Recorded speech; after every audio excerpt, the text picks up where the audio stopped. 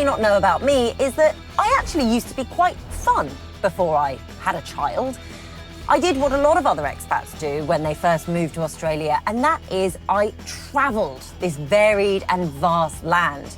I went to every state, I went to every territory, I got selfies in front of great Australian landmarks and lesser-known Australian landmarks. But for all of the nooks and crannies and corners of Australia that I covered, for some reason, the Great Ocean Road right here in Victoria just never made it onto any itinerary. But that is all about to change right here, right now, as I am heading off in the Subaru Forester all-wheel drive hybrid sport, and we're going to take on this legendary road trip together.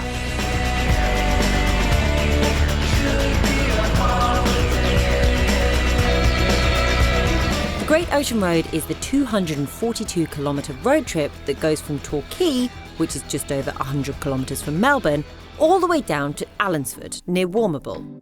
The road was developed between 1919 and 1932 as a way to employ and repatriate soldiers returning from the First World War. But regardless of how long it took, the result was this: a fantastic coastal road trip, brimming with opportunity, those magnificent views across the Bass Strait. And one thing it also did was connected small Victorian communities that had previously been isolated. This time, I don't quite have the time to do the whole Great Ocean Road. I've only got 3 days and I'm determined to stop and enjoy the destinations rather than rush through. So I'm starting at beautiful Torquay and ending at the famous Apollo Bay. I have a feeling that will provide plenty enough adventure for now. Of course, I had to start here at Bells Beach. Now, it might not be the most famous beach in Australia, but to surfers worldwide, this place is a bucket list spot, testing surfing legends to their absolute limits. But you don't have to be a surfer to enjoy this magnificent spot. The amphitheatre shape and those incredible dramatic cliff faces make it an epic spot to perch up and let the experts do their thing in the waves. Every Easter, Bells Beach is host of Rip Curl Pro, the oldest surfing competition in the world. And no, it's not Easter, so I'm not going to be surfing today. Don't give me that look. I'm not even going to try it. Instead, I am heading down to Torquay, which is the nearest town to Bells Beach and home of the National Australian Surfing Museum, which is much more within my comfort zone. Let's take a poke around.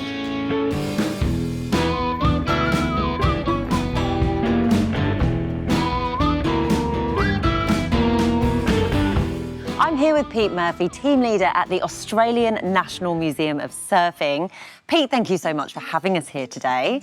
Can you give me a bit of a history of the museum itself? Thanks for dropping in. Yeah, so the museum, it opened up in December of 1993, and it was an idea of a lot of just local surfers actually had an interest in not only the history of surfing, but it was like in the midst of professional surfing was taking off in a big way, and the surf industry locally was also pretty big, so they felt like we need to do something to, respect and remember the heritage of the place. Within our collection, we've got thousands and thousands of pieces.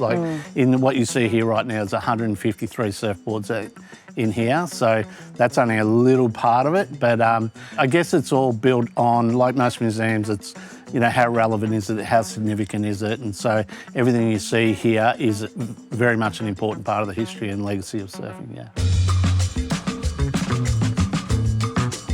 So Pete, this surfboard right here, the exhibit is titled The Surfboard of the Century. It's a big title. Tell me more. Well, this board literally changed surfing. You had a longboard and you had a single fin, or you might have had a twin fin. But essentially what happened with this board is that when Simon Anderson developed it, he worked out that by having 3 fins, he could hold a line a lot better and he could do bigger, harder turns. But not only that, he could surf a small board in big waves. This is a board that he won the Rip Curl Pro on in massive waves at Bells Beach in 1981. So wow. He snapped his own board, and so he borrowed this board off a local guy, Steve Robertson, and went out and won Bells, and we're lucky enough to have it here in the museum. Well, Pete, thank you so much. This has just been so fascinating, and I just can't wait to have a bit more of a deep dive look once I'll let you get back to your day job, and I'm going to have a look around.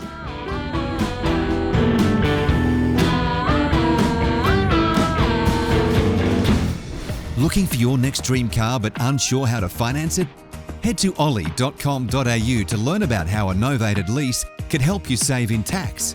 Unsure what a novated lease is? Well, a novated lease is an ATO-approved way to finance your next car that could save you thousands in tax. It's essentially a way of salary sacrificing a car. But that is just the beginning of some of the reasons you'll love a novated lease. To find out more, speak to the team at Ollie today. That's over at ollie.com.au to get started.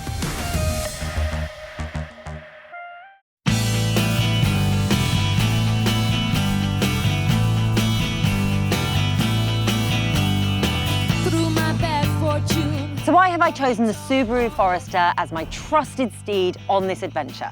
Well, let's face it, Subarus are synonymous with Aussie adventure.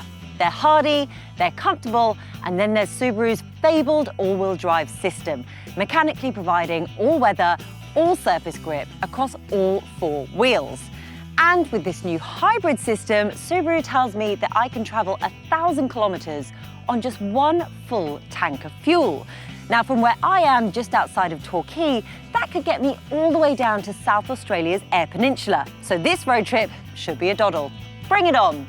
The new Subaru Forester comes in a choice of either a 2.5-litre petrol boxer engine or the new generation hybrid e-boxer system, which is the car I have with me on this road trip.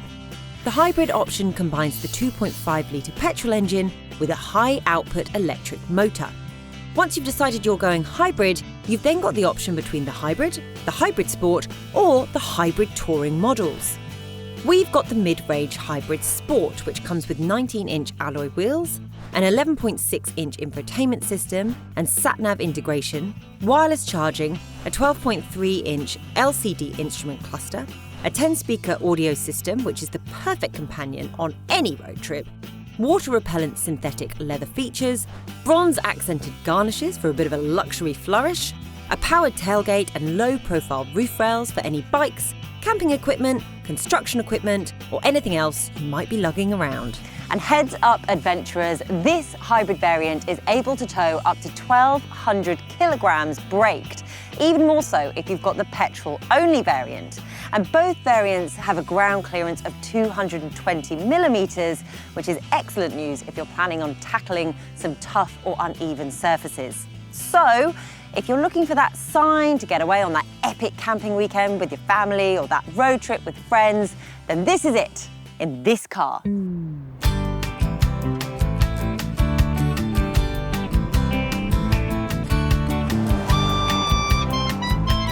Now, next stop on my Great Ocean road trip is Anglesey. Now, there is a fantastic 10-kilometre walk between Bells Beach and Anglesey if you have the time. But for me today, instead, I'm going to enjoy this pit stop right here at Anglesey Lookout and remind myself that adventure doesn't have to mean go, go, go all of the time. In fact, sometimes the best part of an adventure is allowing yourself to slow down, no phones, no selfies, just you and a phenomenal view behind you.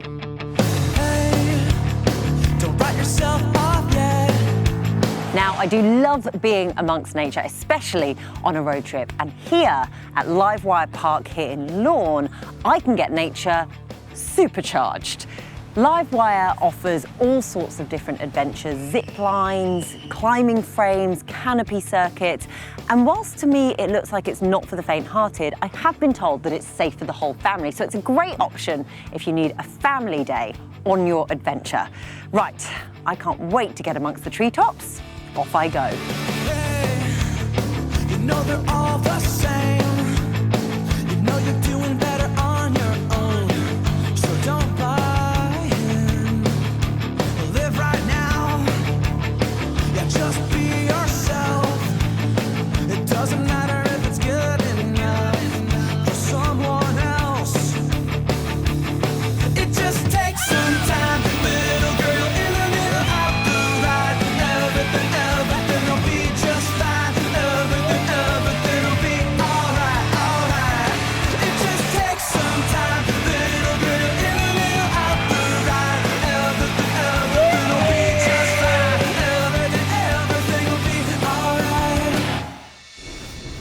Reporting back post-live wire experience, and may I just say, firstly, my hair is probably all over the place. My mascara is definitely all over the place. The zip wire, so much fun. The short circuit, which kids as young as 4 do, the scariest thing I've ever done for Drive TV. Absolutely terrifying. A great adrenaline rush and a nice feeling of accomplishment afterwards. But yeah, I think I'll leave that to the 4-year-olds in future. I'm officially done. Great experience though.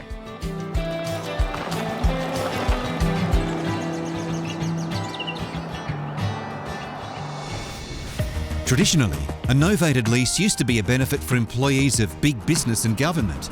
But with Ollie, these benefits are now accessible to millions of more workers around Australia. Think of a novated lease as a simple bundled payment that's automatically taken from your pay. By taking some of the payment before tax, this reduces your taxable income and could save you thousands in tax each year. So to find out more, head to their website, ollie.com.au, to speak to the team today.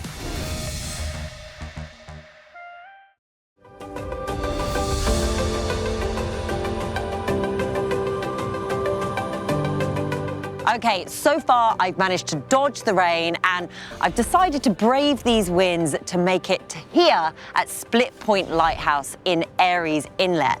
Now, Split Point Lighthouse was built in 1891 and provided a really important construction for vessels crossing that treacherous path of the Bass Strait. Now, the lighthouse is actually still in operation today. It operates every single night via an automated system, but it's also a TV star, as it is the home at the centre of the very famous children's television show Round the Twist. I thought it had a bit of a diva air to it. Now, today you can still go and take a daily tour around the lighthouse, weather permitting, and why not? After all, it does play a really important part of both television and maritime history.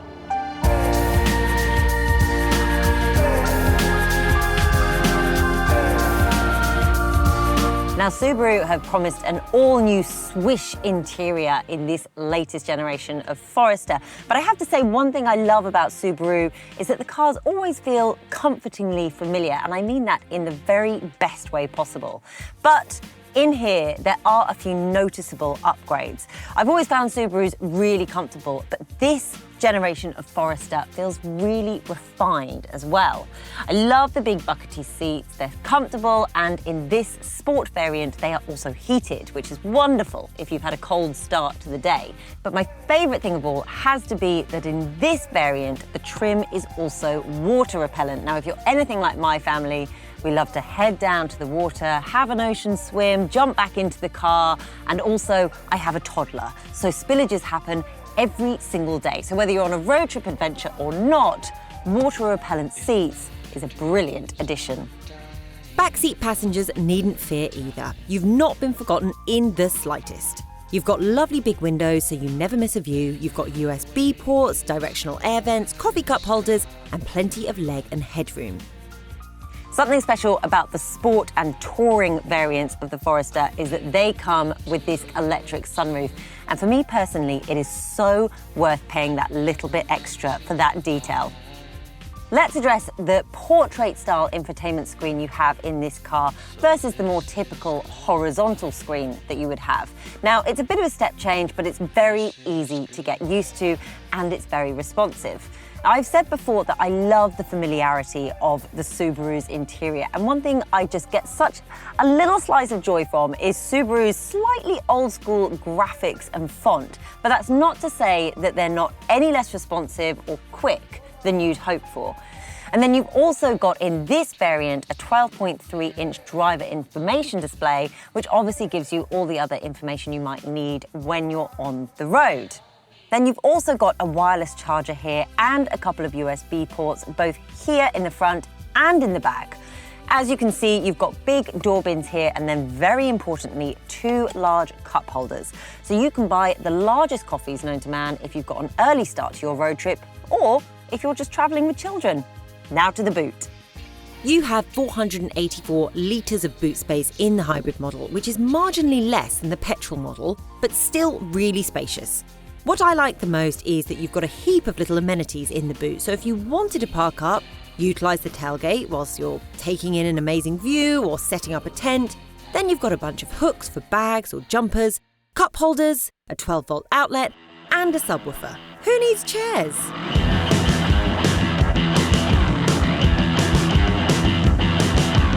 What better road trip than this one to showcase the Forester's unique Subaru Intelligent Drive, or SI Drive, which allows the car to adapt to any scenario or terrain that you might be facing. So I have to say, as much as I love sticking the car into X mode when I'm going off-road, there's nothing quite like sticking the car into sport mode when I have got some open road in front of me, as I will do on this road trip, with all of those magnificent views whizzing right past me. But regardless of what terrain I'm putting the Forester through, it has to be said, I can totally see why the Forester remains such a firm favourite amongst Aussie families. Driving it sort of feels like getting acquainted again with an old friend. It's like reconnecting with someone that you just work so smoothly with. And what's brilliant about that is that that is exactly the kind of comfort that I'm looking for when I'm putting a car through really two very different extremes. I'm either really pushing it to its limits off-road, or of course I'm just pottering around suburbs that I know like the back of my hand. And that is precisely what I want in a car. Now remember that I am in the sport variant of the Subaru Forester as well. So what that means is that I'm getting slightly heavier steering and slightly firmer suspension. And that means I'm getting a pretty exciting drive no matter what the route is that I'm taking it on. One thing I would say is that because I've got that portrait-style infotainment system, if I'm using my own navigation system, that doesn't actually adjust to the portrait style. Instead, it just becomes more compact, which, if I am relying on my navigation, I would rather something that's a bit wider and easier to see. The safety systems in this car are really non-intrusive, so they're there and they're working brilliantly, but they're not dinging at me constantly. I'm not getting little pangs and bings and bongs every 10 seconds, which you do tend to see in modern cars, and it can be a little bit off-putting sometimes. This instead is really non-intrusive.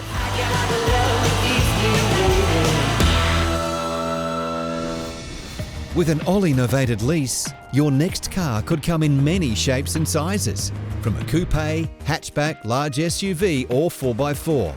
And if it's a little older, an Ollie novated lease can still be an option if your next vehicle meets certain criteria, such as less than 150,000 kilometres at the start of your lease, or it's no older than 12 years by the end of the lease. Then an Ollie novated lease could be just for you. Head on over to ollie.com.au to start your journey now.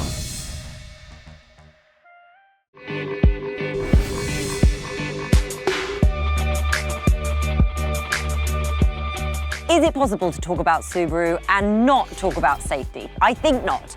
You can't even say the word Subaru and not think about the litany of safety features that are packed into every single Subaru car as part of Subaru's world-renowned eyesight safety system. Then you've got the new intelligent cornering lamps that essentially enhance visibility when you're turning. These lamps travel with you, so when you're going down a really dark street late at night, you've got much better visibility, and that's excellent when you're driving down dark, unlit roads in areas you don't know very well.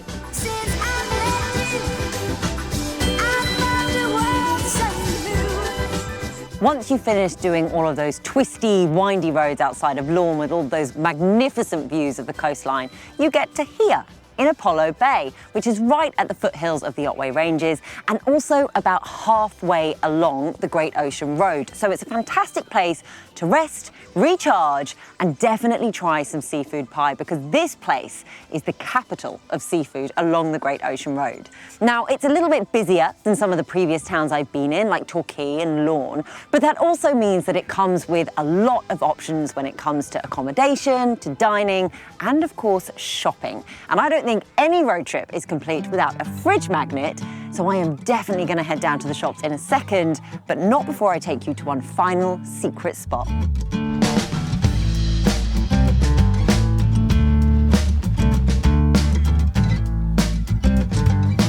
the thing about an Aussie road trip. Sometimes it totally pays off to go off the beaten track, and then sometimes the best known road trips are the best known road trips for a reason.